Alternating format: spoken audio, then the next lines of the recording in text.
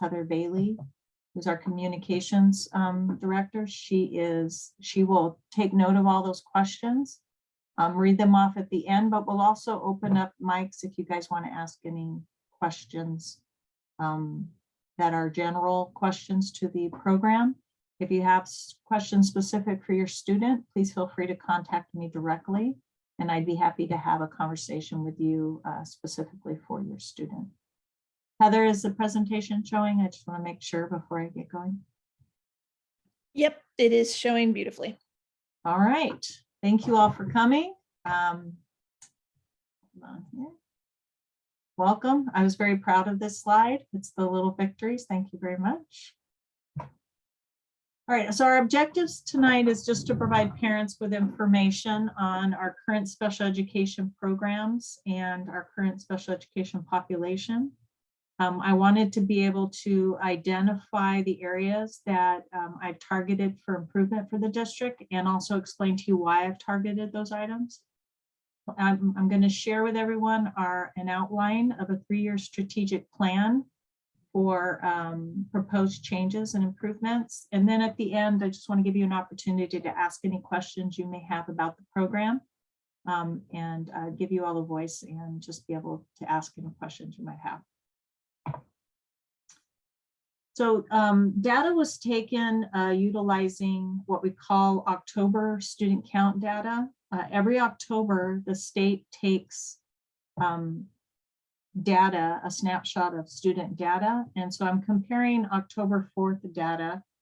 As of October 4th of this present school year, the overall district population was 4,664 students. Of those, 756 students were special education. This doesn't count our NCC students, so know that they are also part of our numbers. And the population on October 4th, our special ed population, contributed to 16.2% of our overall student population. As of today, we are now at 17%. The state average is below 12%. So needless to say, our district's special education population is above average. This slide gives you just a breakdown of those 756 students, which schools are they at? So you can see how our students are distributed throughout our district, with the high school and the middle school, of course, having our highest number of students. The district offers several special education models. Currently, they offer what we call a resource model, which is your traditional pullout. We have a couple teachers that are doing a push-in model, but it's mostly just observation and check-ins. We also have self-contained service delivery models. Those are considered the SDC, SGI, and legacy classrooms. That's providing a special education setting for students who need it for the majority of their day. District also is utilizing what we call a full inclusion model as well. Those are students that are full-time in the general education classroom with the support of a paraprofessional. And I will talk about that at some point as well. We also give a wide range of what we call related services, speech language therapy, OT, PT, adaptive PE. We're very fortunate to have social emotional counselors that only service our students with special needs. And then I'll let you read through the other one. We are increasing our behavior support by adding another behavior specialist for next year, as we're seeing an increased need for that. So we will have 2 behaviorists that are appropriately certified in a higher level of behavioral strategies for our students. So when I first started this year, about in the month of September, I got a notification from the California Department of Education that our district is in what we call intense monitoring for special education. These are the 12 indicators that they've noted that we need to make improvements on. So I'm going to just break those down for you real quick. Please keep in mind as I'm explaining what these are going to be our areas that we are targeting for improvement. I had mixed feelings when I got the notification because I had already targeted these items as needing to change. So this gives reinforcement that the data that I was looking at is correct. But I'll also go through the ways that we're going to target for improvement. The first one is what we call our graduation rate. This is how many students who are in special education, regardless of disability area, actually complete high school with a diploma. So keep in mind that if you have students that are in self-contained classrooms or on an alternative curriculum, they tend to be what we call certificate track. That does not count as graduating with a diploma. The graduation rate of students with disability in the district at the snapshot that they took in with the 1920 data, of our students with disability, we had 77.14% graduating. I looked at some of the root causes that could have caused such a low number of graduation.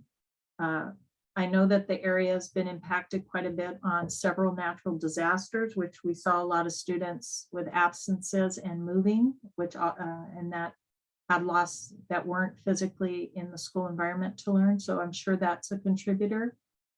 But also we're looking at our students on IEPs that get pulled out for services and in the self-contained setting or resource. Are they still getting that gen ed curriculum that's happening in the gen ed classrooms? So I found that we were giving services to students with alternative supplemental materials.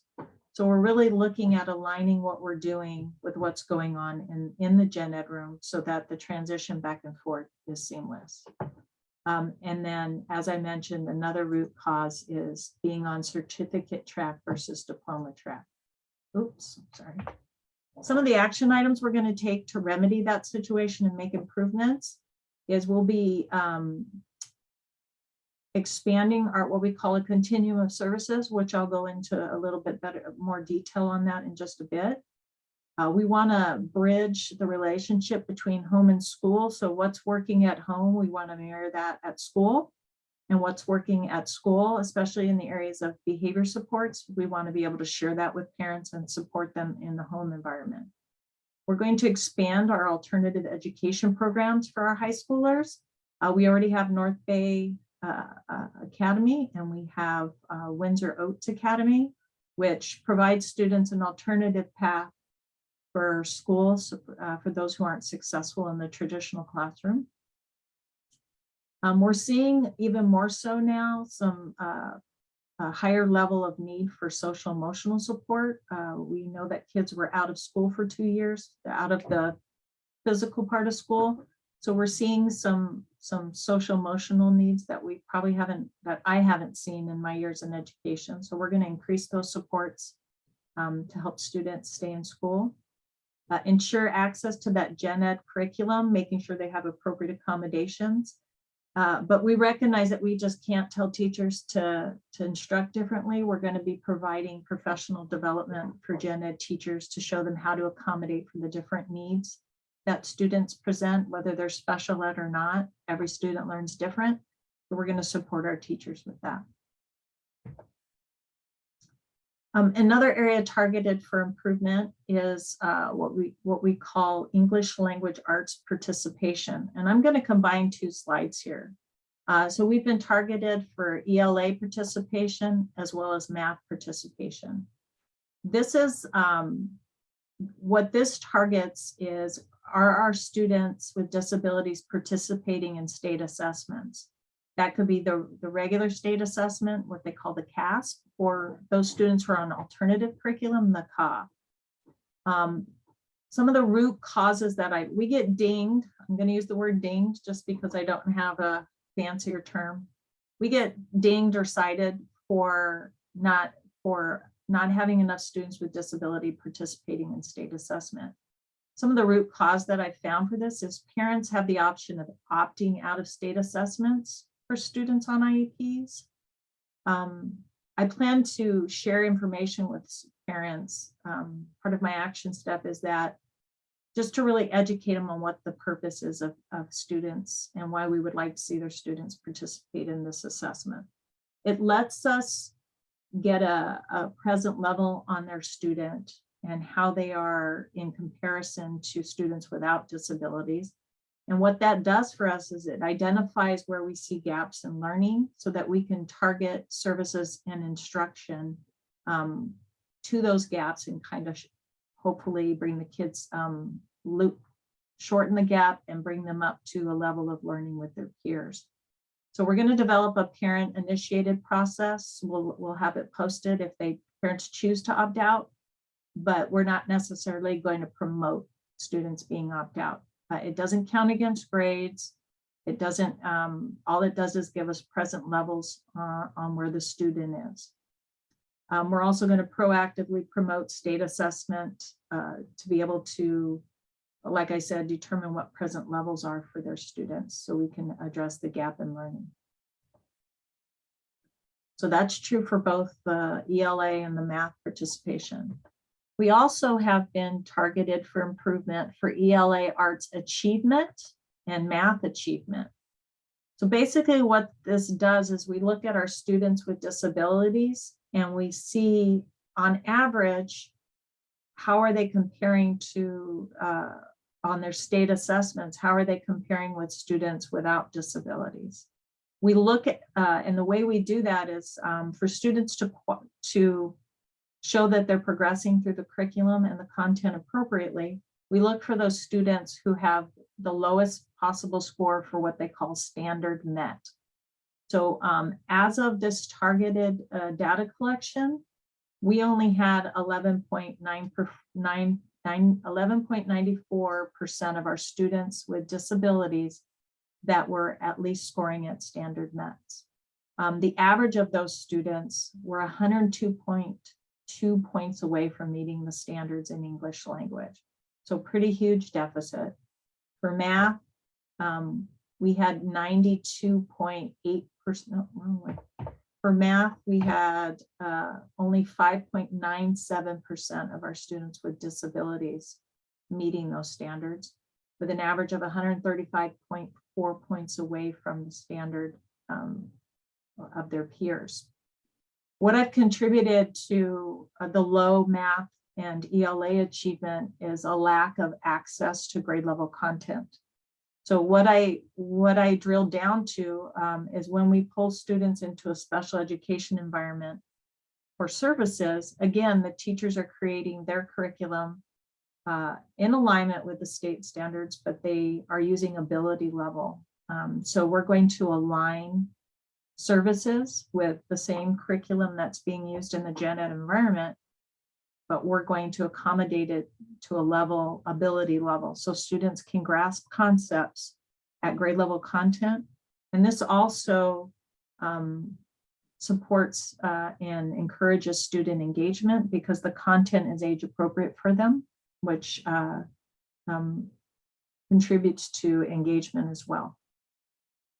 We're going to increase gen ed opportunities. So rather than service kids out of the general education classroom, and I'll get into that in a little bit, we're going to be increasing our service opportunities within a gen ed classroom.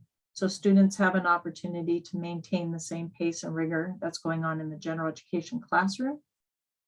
So at any point, and that's going to increase our likelihood that students will eventually exit out and no longer have a need for special education. And another way we can support to make sure this happens is every single one of our IEP academic goals will be aligned to appropriate grade level state standard.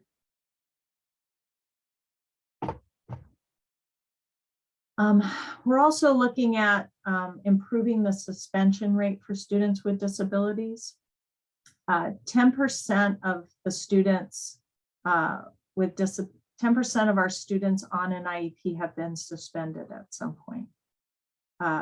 So the root cause of that is, are we appropriately identifying those students who have those reoccurring behaviors, which establishes that we have a need for an increased level of supports And then any student that we see as demonstrating reoccurring behavior, we're going to increase our provision of targeted behavior support goals and services.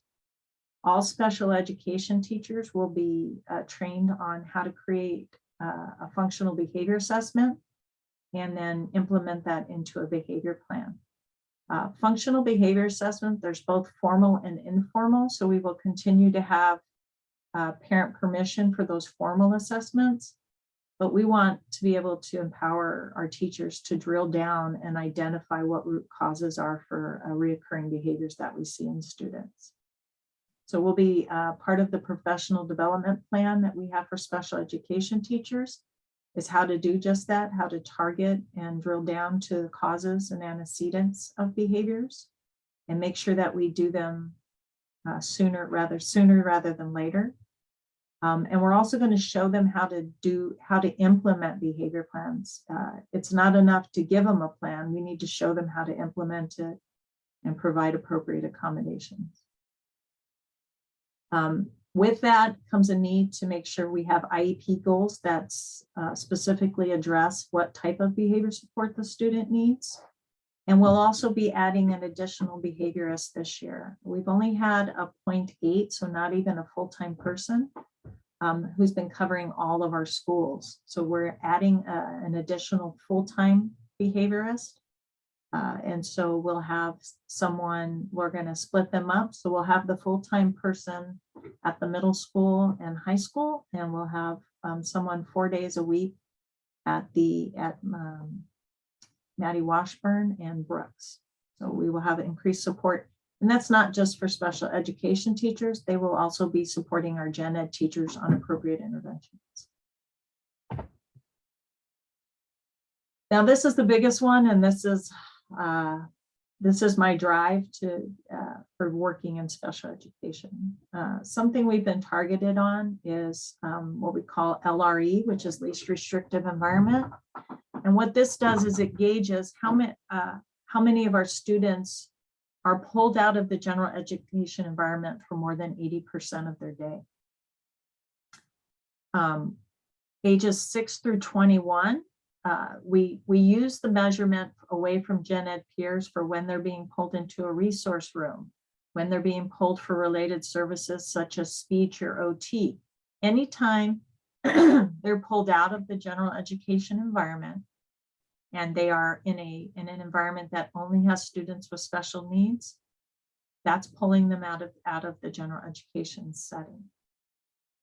Of our special education students with disabilities,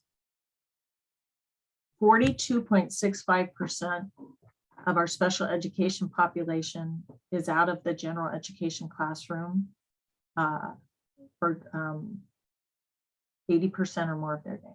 I'm sorry, 20% or more of their day. We want the majority, we want over half of our students in the gen ed environment for 80% or more of their day. And that goes back to what I talked about, increasing services within the gen ed, and I will get to that. The root cause that I contribute this to is basically a lack of availability of a full continuum of services.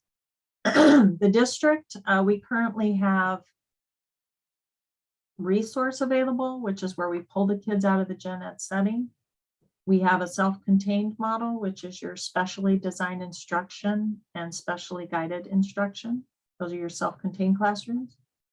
And our self-contained classrooms also include those that are part of our North County Consortium, which is also part of our continuum.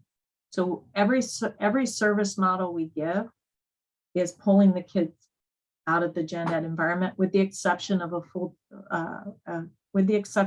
full co-teaching opportunities, but the majority of our services are pull out. So we're going to be implementing co-teaching models. We're going to do what I call a hybrid of push in, push out. So, and I'll talk to you about that in just a moment. And more than anything else, we're going to start at that, make sure that starting from day one of a student qualifying for special ed, that we make sure that to the greatest extent possible, they're in the gen ed environment and they're still getting that gen ed curriculum, grade level content, so that we have a likelihood that they don't continue to need special education down the road. We also have been targeted as over-identifying students for separate schools. So the placement of students in non-public schools, we have too high of a percentage of students that are in non-public schools. And I also contribute that to a lack of availability of a full continuum. So if we have a student with really high needs, do we have the services they need within our district? And also, we have parents that are wanting their students in a private school. And somewhere down the road, I'll go through why that might impact a student's ability to be self-sufficient when they're older. So we've been over-identified for that. And again, the remedies for that is the same thing I just talked about, implementing co-teaching models, hybrid models, full continuum, ensuring grade level content. But we're also going to work on disability awareness training. And that's for everyone. We want our gen ed teachers to understand what each of the disabilities are and how they can impact learning. Not only learning, but interpersonal relationships and how they intermingle with their peers and each other. And also going to give that disability awareness opportunity for parents, so they understand, to help parents understand the disability their students have and how it impacts their ability to learn. We also have disproportionality, what they call disproportionate representation of students with disability by race or ethnicity. So specifically in the areas of speech language. So these are the kiddos that qualify for speech. We have a disproportionate amount of students that are Hispanic that qualify for speech.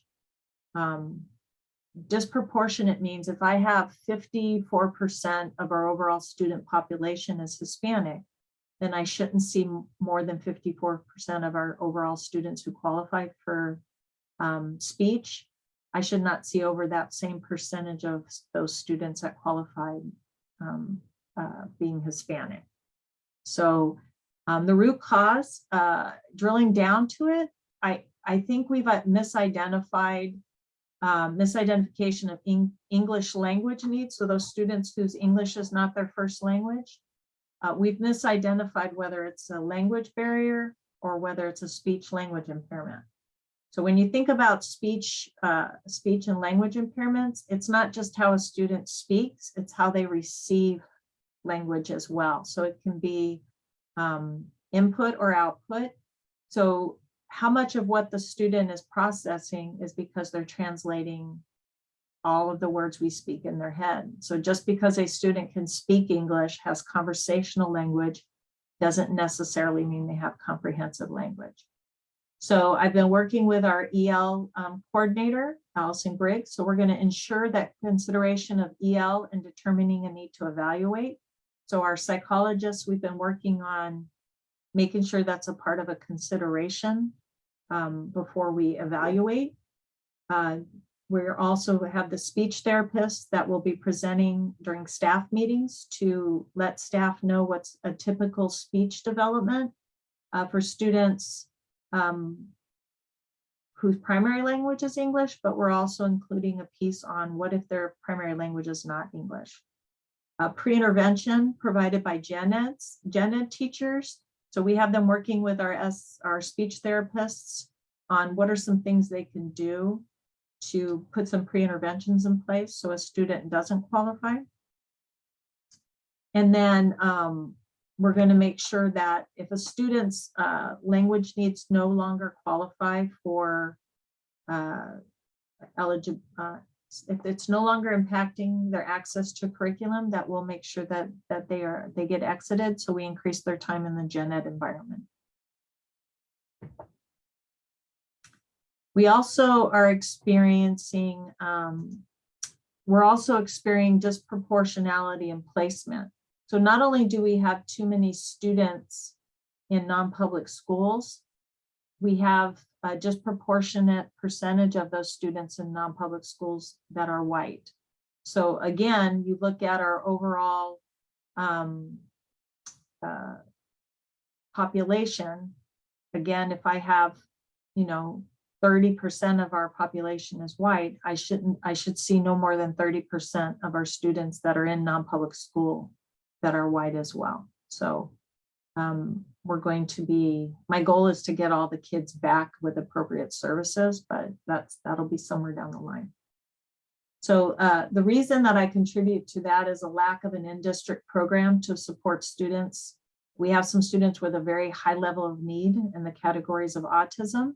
And we also have a high number of students that have extreme behaviors that need supports that we don't have an appropriate environment for in our district. So we're developing those in-district programs, making sure our staff's getting appropriate training. We're establishing very clear exit criteria for those non-public students, so they will return.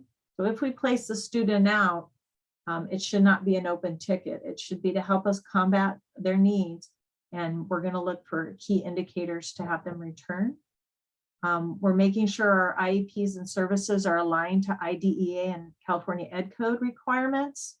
And this will support stay put. So some of the parents that have their students out, if we can strongly show that we're doing what we need to do for that student to be successful and achieve, and we have that documented, that will support our ability to keep our students, do the stay put and keep them within district programs. And then quarterly progress monitoring, reporting to determine appropriate placement.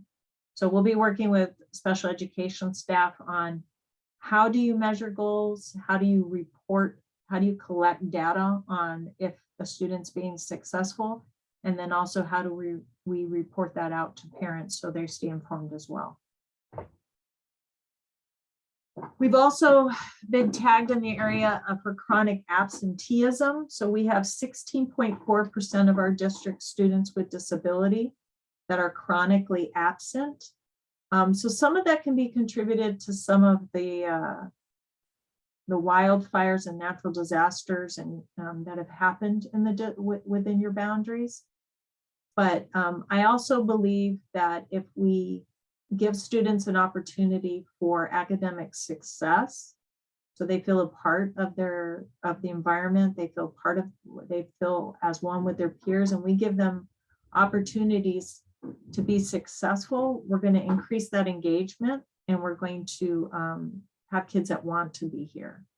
So I believe that the root cause is they've had a lessened amount of opportunities for academic success.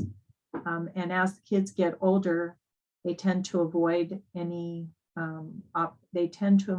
avoid environments that they don't feel successful in.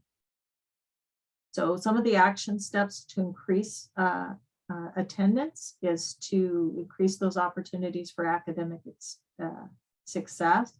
We're going to do some peer relationship building, lessening the time out of the general education classroom. We want to be sure to provide those social emotional learning supports. So making sure our students are emotionally supported as well as academically supported. And then this next item, utilization of Keep Kids in School. And that's to partner with families to make sure that they understand what their responsibility is to keep their students in school. So how are we going to do all this? Our next steps going forward is our district's going to be, we're going to be creating what we call a full continuum of services. The least restrictive environment and our first consideration of where a student should be is always in the general education environment. I've been working with teachers on, instead of thinking where you need to pull a kid out to give them services, first think of them in the gen ed environment. How can we, to the greatest extent possible, keep them in that environment? And then we look at If they absolutely can't be successful in that environment, then we look at where we need to provide services. We're going to be doing that through what we call a full continuum. So a full continuum could be 100% in the general education classroom, all the way to the most restrictive environment, which is homebound or residential. We will be utilizing all the spaces in between.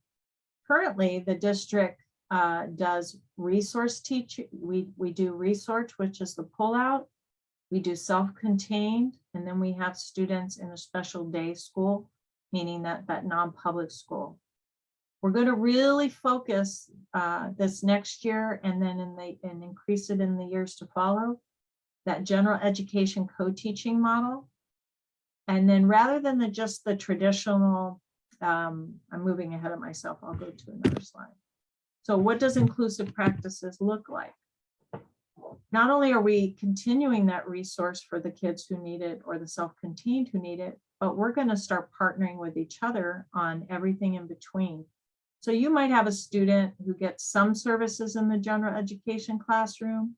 They might go to the resource teacher for a couple things. If you have a student who's in gen ed for the majority of the day and their math is, they have a really high need for math, they might even push into the self-contained classroom and do like an alternative curriculum for math.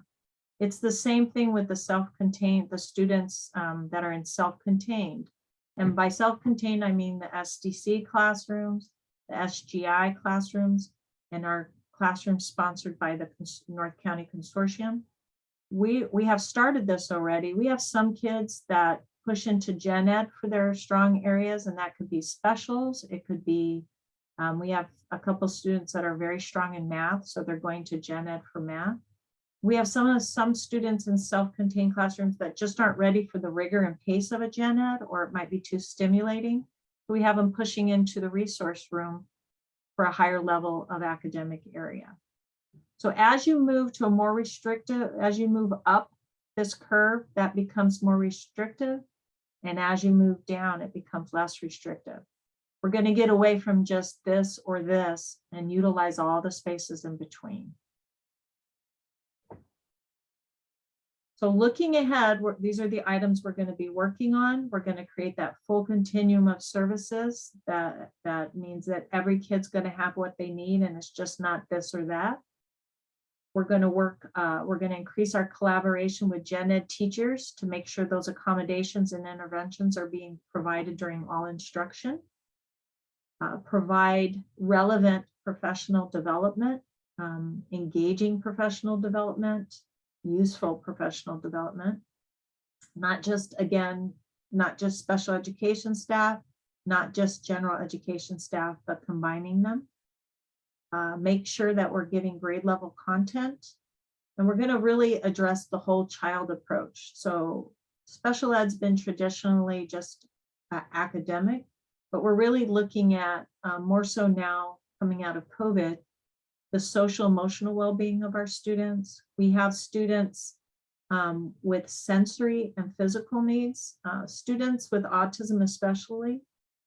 We have a high need for sensory integration, so we'll be creating sensory rooms and sensory diets on each campus, and that won't just service students with autism, it will service all kids who have that need for sensory integration, and we'll be making sure that's included in their service plan. We're going to align all of our processes so they're seamless, so that SST, student study team process, making sure we have appropriate interventions before a student is ever considered for special education, and hopefully abate the need for them to even need it. We're making sure when students have a language need that we're addressing that, whether it's a special education need or a language need, and really aligning what constitutes a 504 versus a need for special education. That in itself is a whole presentation by itself, which I hope to give somewhere down the line. This is just an overall screenshot of what the next 3 years are going to look like in Windsor. Each of these bulleted points are areas that we will to give targeted strategies for improvement. Under each of those bullets, I will have sub-objectives and action items for each of those sub-objectives.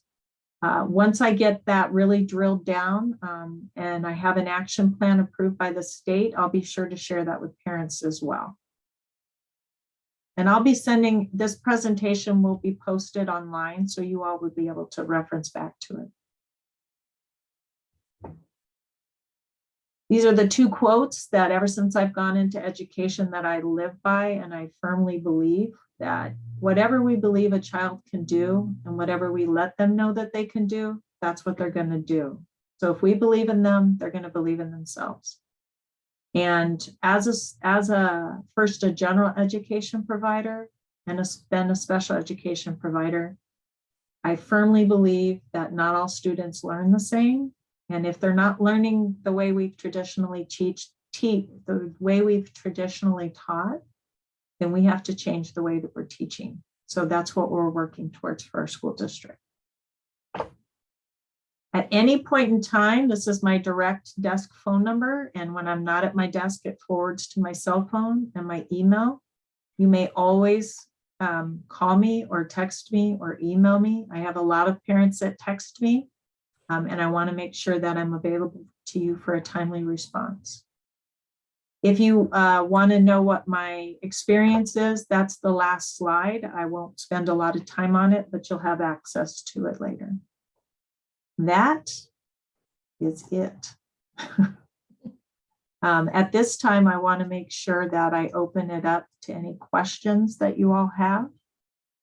So if you have any questions at all, please feel free to either turn on your video and unmute your mic, or leave your video off and just ask your question. You may type it or feel free to ask it verbally. I'm going to unmute right now, so give me one moment. Yes, Ms. Schiff. Hang on, I need to unmute. There we go. There you go. Hi, good evening, Ms. Ryan. Thank you so much for putting the forum together. We really appreciate that. I'm sorry, I have a lot of action here. All right. Couple of questions that I have for you is, one, if you can explain a little bit more what your vision is for the parent advisory group. And the other question that I have is, at the beginning of the school year, we got notification that if the paraeducator wasn't going to be available in the classroom, the student was going to be sent back. And I was a little bit concerned because if not, I mean, it was something that it was going to happen, at last minute, for working parents like myself, wasn't going to be very helpful.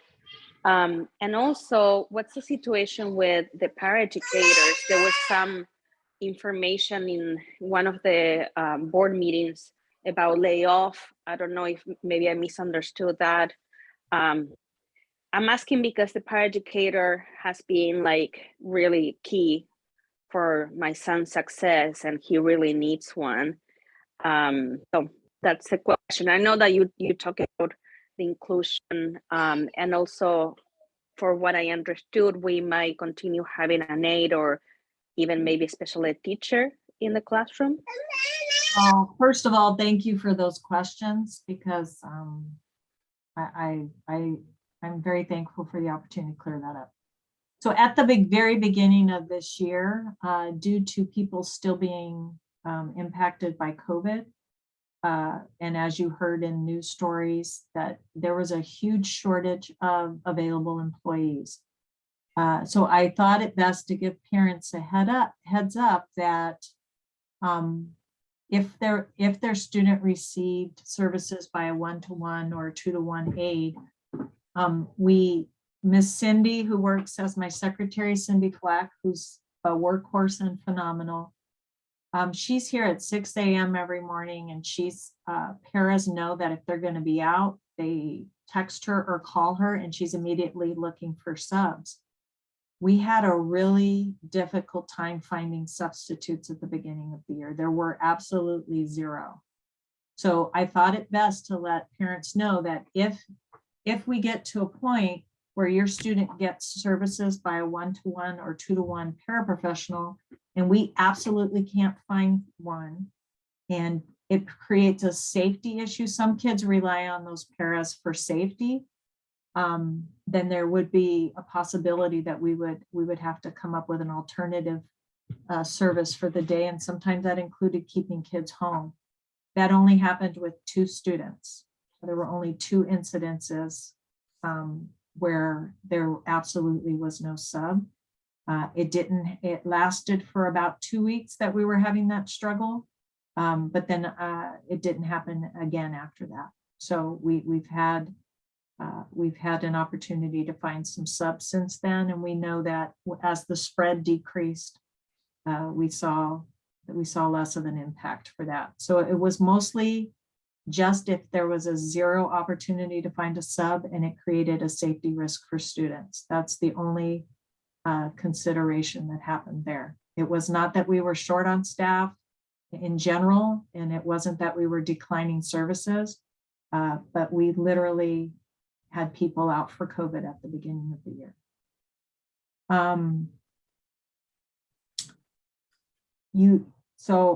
You had a second question, and I just wrote no para. So if you want to re-ask that, I'd appreciate it. But the layoffs section of the board meeting, that was not special education paras. That was the need for extra aids, and our services are driven by a student's IEP. So that being said, as we increase our co-teaching opportunities, it will lessen the need for paraprofessionals in classrooms. I'm very transparent, and where we can do better, Ms. Schiff, I'm always going to say that. The way we've been utilizing paraprofessionals and the way we've been implementing what is called full inclusion is not appropriate. And when I say that, it's because anytime you give students instruction or services, it should be provided by a certified teacher. That's direct services.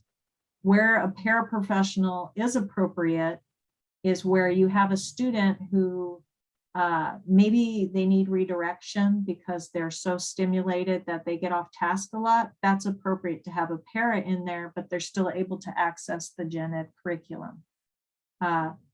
What's not appropriate for full inclusion is if you have a student off by themselves with a paraprofessional and they're not accessing the same content that's happening in the classroom.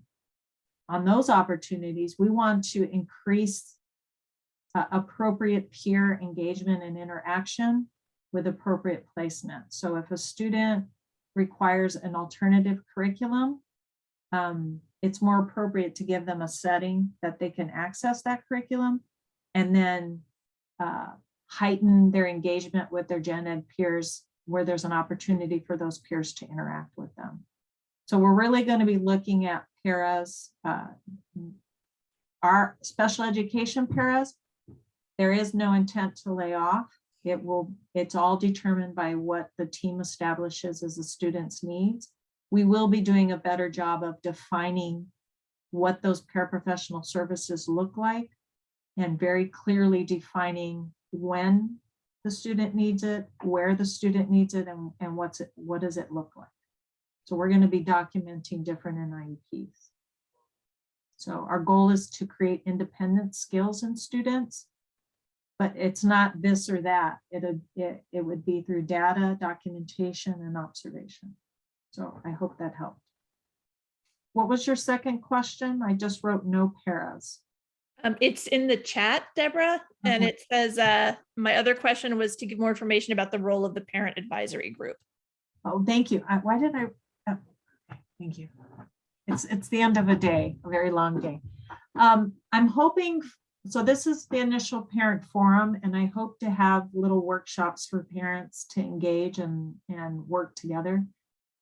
The purpose that I have for a parent advisory group is when we're presented I want input from parents about where they see a target area for improvements. So as we work through our plan for improvements in the district, I'm wanting parents to be a part of the solution. I want parents to be a voice in aligning what we do. My role as a special education director is to keep our district compliant, use the knowledge that I've gained in my experience to make sure our students are achieving. And so I see it more of a partnership in creating a plan for improvement and bridging that voice. I hope that makes sense. It sounded plateauish, but I hope it made sense. So. And we have Colleen with a raised hand, and there's also another question in the chat. Sure. Thank you, Ms. Schiff. Ms. Hunt?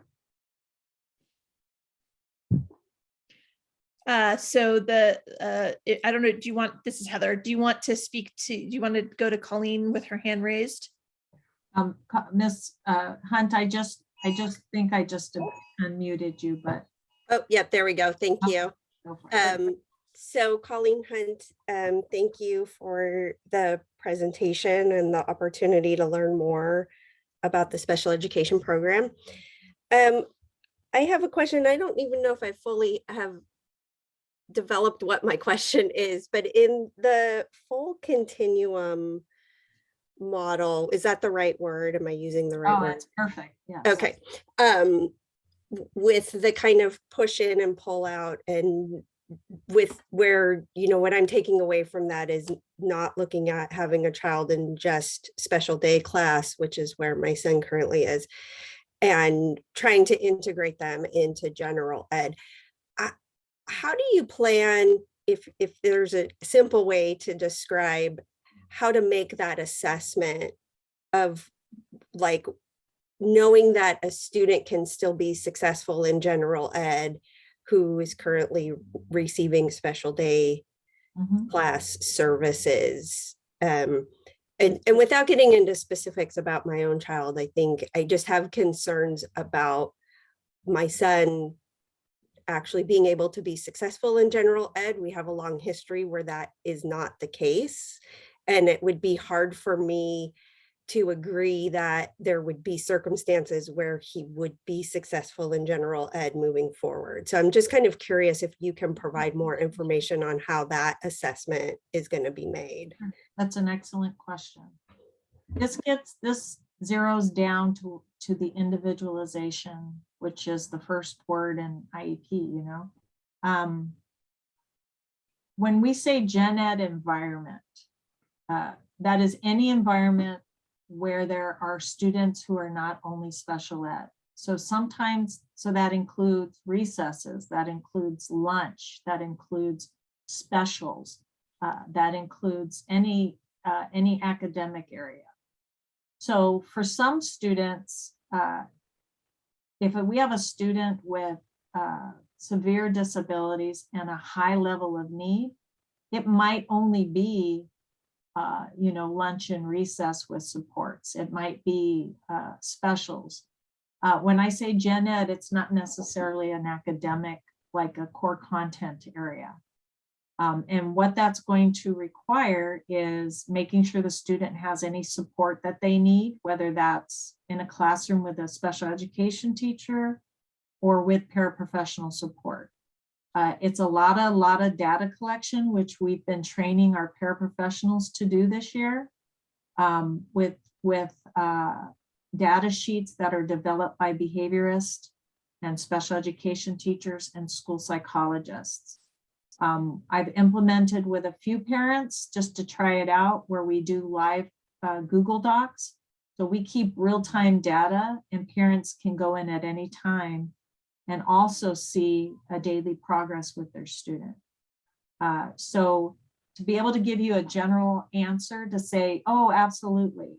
I think in 14 years as a director, I've had one student that hasn't been able to go out into the gen ed environment at least some point of their day. So the goal is that all of our students will at some point of their day be outside of that special education classroom And more so than anything, I want, we're going to work towards general ed being the first consideration before we even look to pull them out. So I can't give you a concrete, clean answer. It would be based on data that we collected on your student to see where their strongest points are, to see where it would be appropriate to have them out, and then making sure that the level of support and specific support they needed was there. So it could be just incremental increases in gen ed participation, and then building it up from there. So I hope that answered your question.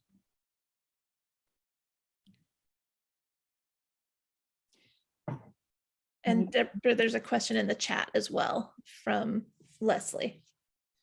Can you see that, or do you want me to read it? Okay, what is the plan to recruit and maintain staffing for this amazing vision WUSD has for the SPED program? It's already a struggle to staff the positions you have.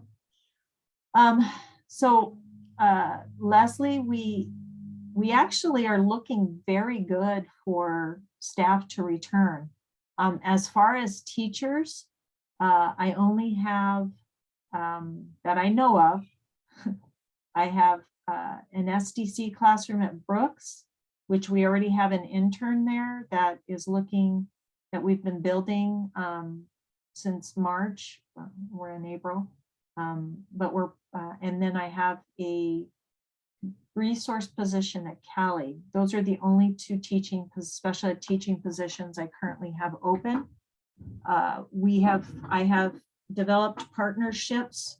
Oh, and please forgive me, I'm here. This is my first year in the state, so I'm going to look it up. I've contacted Sonoma State University. We are sponsoring several internships, so we're growing our own teachers.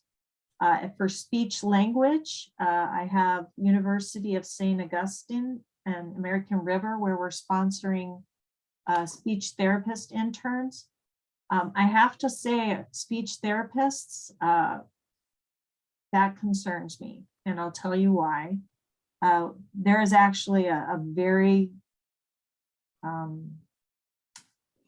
significant deficit of speech therapists available in the United States. We have a very extreme shortage, and those that have applied to go into programs are less than what is needed right now. So we actually see a decline of the people going into speech therapy, and there's a concern that it's not going to meet the needs of students.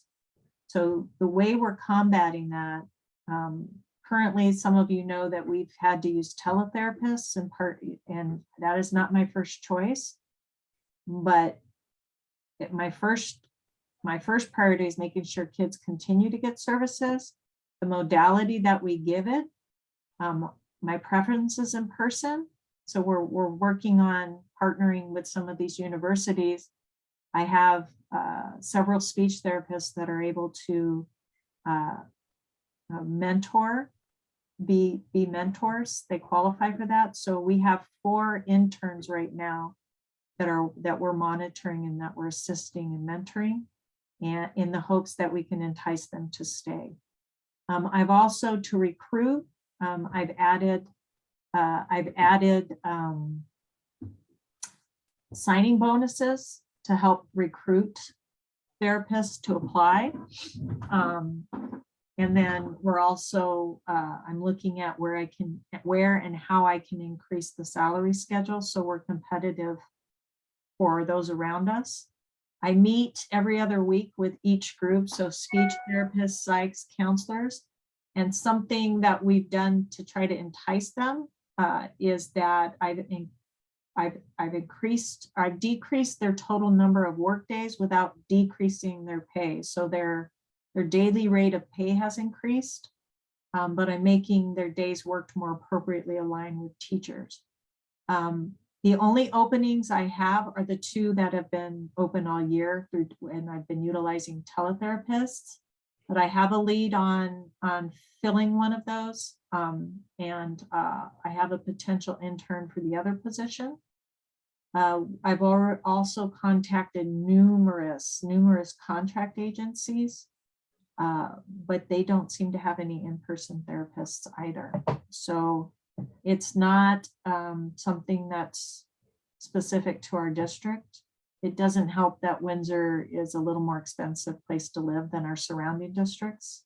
And the funding mechanisms are different, but those are some of the ways I'm looking to combat that shortage. I'm working on filling those 2 spots.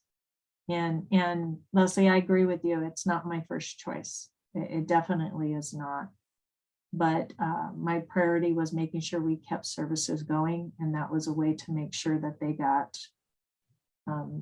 yeah, my fingers are very crossed. You know, I think our superintendent did a really good job of getting our staff pay increases.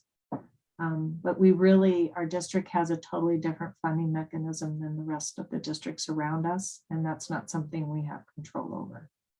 So people are here because they want to be here. So we're just going to increase that feeling of belonging, and hopefully we'll increase. I don't have a lot of people showing me an intent to leave. So that's a plus. That was a really long answer for a short question. So, any other questions at all?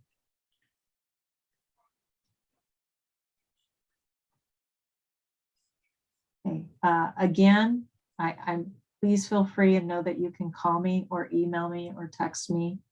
If you've gotten an email from me, my cell phone number is below, and people say don't do that, but I like that I can give a response right away. If you are interested in being a part of the growth for improvement and expansion of services for our district, please be sure to click the link that was in the email and join our parent advisory group. I'm also planning to do these parent forums once a quarter, and then I'm going to be scheduling a once a month open Q&A session where parents can just pop in and ask questions if they want. So that's my goal. So you'll be seeing that. This presentation will be just the presentation part. I don't know about the Q&A, but the presentation will be posted on our district website under the special education department tab. And Leslie has another question. Go for it. So. Did you want to speak, Leslie, or are you just gonna text it? Let me see if I can unmute her. There we go. There you go. There I can't. Sorry, it's noisy in my house. Oh. My question was, is there a way that we can facilitate connections between parents in the special day classes? My son is in the consortium class at Brooks this year, and I know one other mom because I happened to find out that her kid was in my class through a Facebook group, but like I wanted to invite parents to the birthday party and I didn't know any of the other parents and I didn't have any way to get in touch with them. So I feel like when he was in full inclusion, I was able to connect with the other parents and there were more opportunities to build friendships and relationships with the other kids. And I don't feel like I have that right now because he doesn't really talk about school or who he plays with or anything that happens at school when he's at home. But I've shown him pictures that I've seen on the school's Facebook page, and he's like, oh, that's this kid, that's that kid. And he'll tell me about it when he sees it, but I don't have any way to connect with those parents. And I feel like it would be a good way to develop strengths within the community and to support the classrooms and like, hey, we can do this. And, you know, right now, everything has to go through the teacher to get to another parent. And it's awkward and hard. And it would be nice to not have to go through the teacher for everything. No, thank you for yeah. that. The first thing that pops into my head is offering parents an option to participate in a parent directory. We're limited on what we can share openly because of confidentiality. But would that, do you think that might be something that might help with that, where if we ask parents who would like to participate in a parent directory, it would outline where their student currently attends, and then parents will be able to see any other parents that openly want to communicate. Might that be an option that you'd be interested in, Leslie?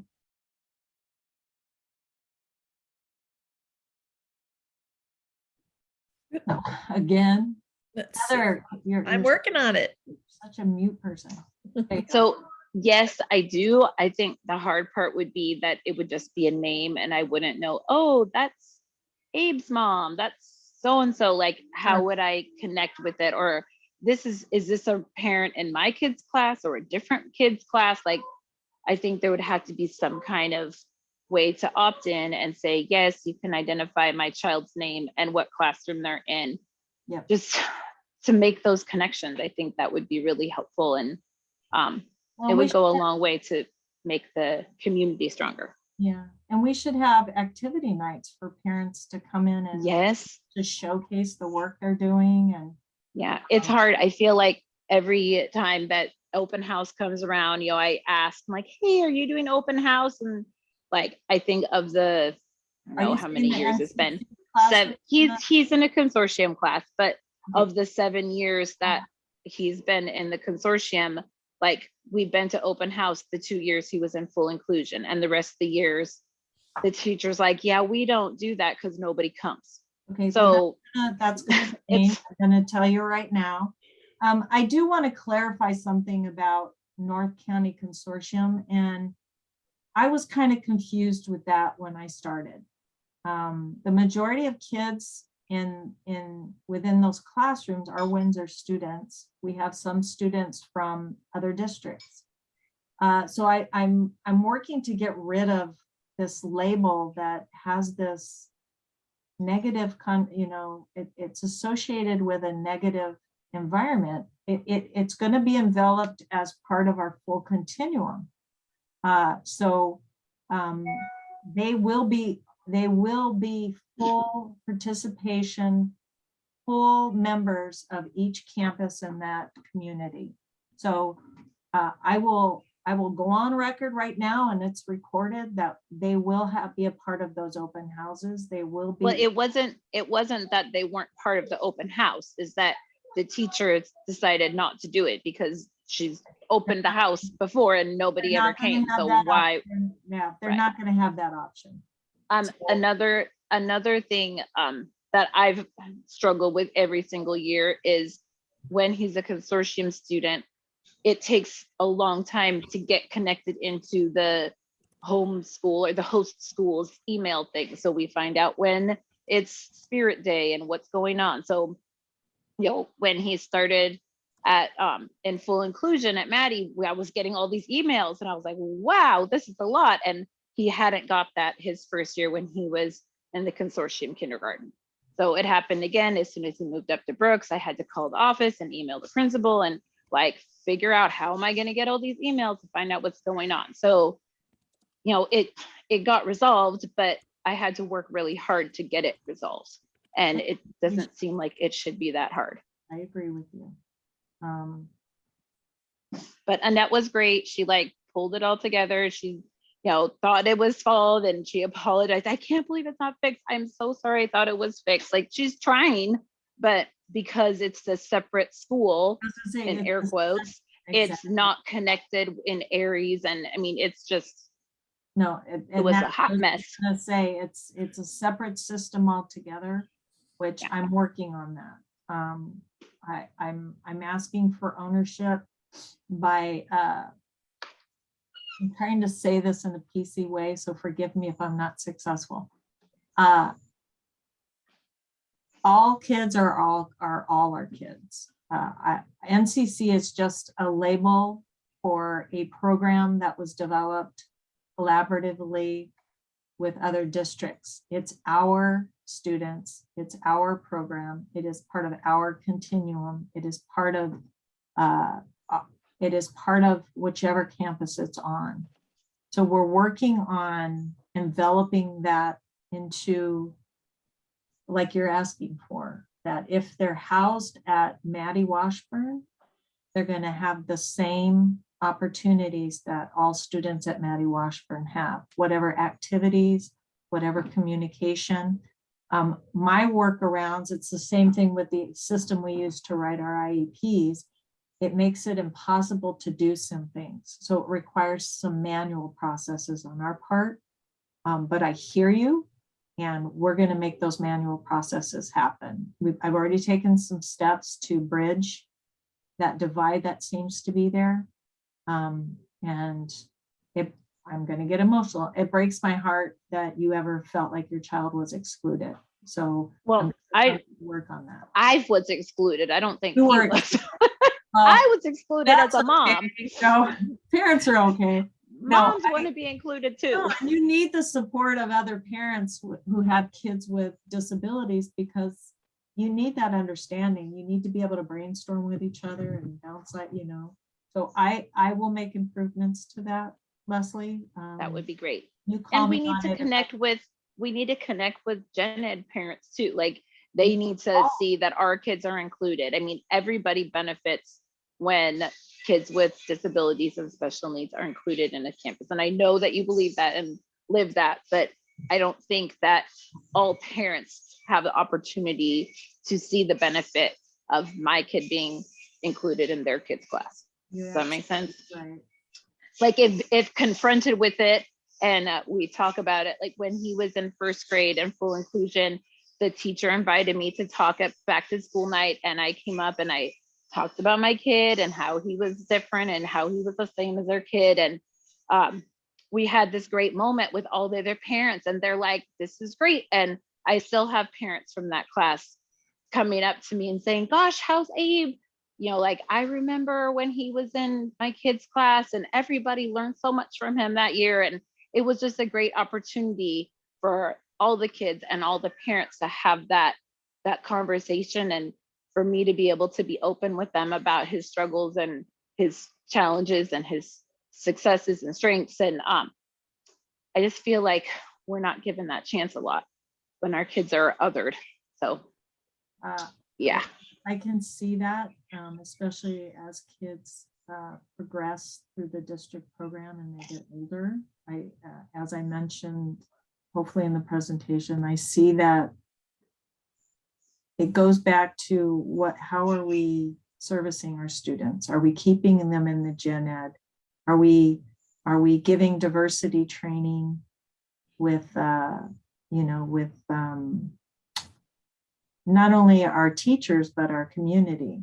So the more that we hold kids in the gen ed environment, and they just become a part of every day, it's enveloped. And every student, every adult has different needs. And so we just get to a point where it doesn't even require thought to say this child has a disability. It's okay, what does he need?